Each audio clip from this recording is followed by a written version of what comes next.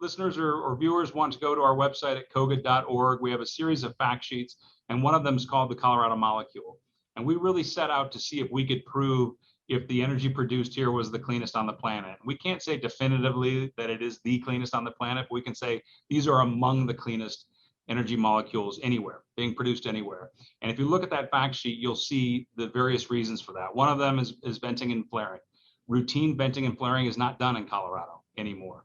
There are still some, where you have to do it for safety reasons, where you'll see some venting and flaring in Colorado, but we just don't do it compared to other basins, compared to other parts of the world.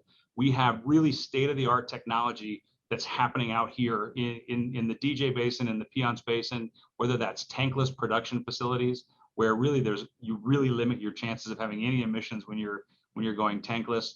Electric drilling rigs in those areas where electricity is available.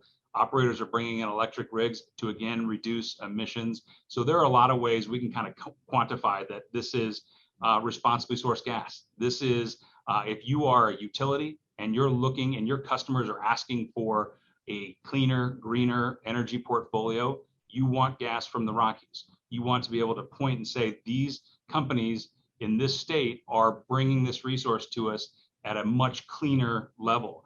And I think that's one of the really selling points for Colorado going forward, as the world begins to think about climate change, as it begins to think about emissions and what we can do.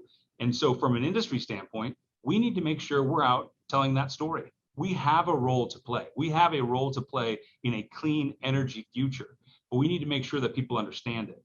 And also, I'll just throw in the other part of that too. Not only is it we have a role to play in the clean energy future, but it's also efficient and affordable energy, which is often left out of the equation when you begin talking about adding more renewables onto the grid. We're seeing that in California. As I said, we don't want to be a California where you have the governor saying fossil fuels are the enemy, yet he's importing fossil fuels from foreign countries that don't protect the environment because he needs it to keep his grid going. So we want to find that different path forward where we can protect the environment, yet produce resources that people need, that they use every day in ways that are affordable so people can afford them.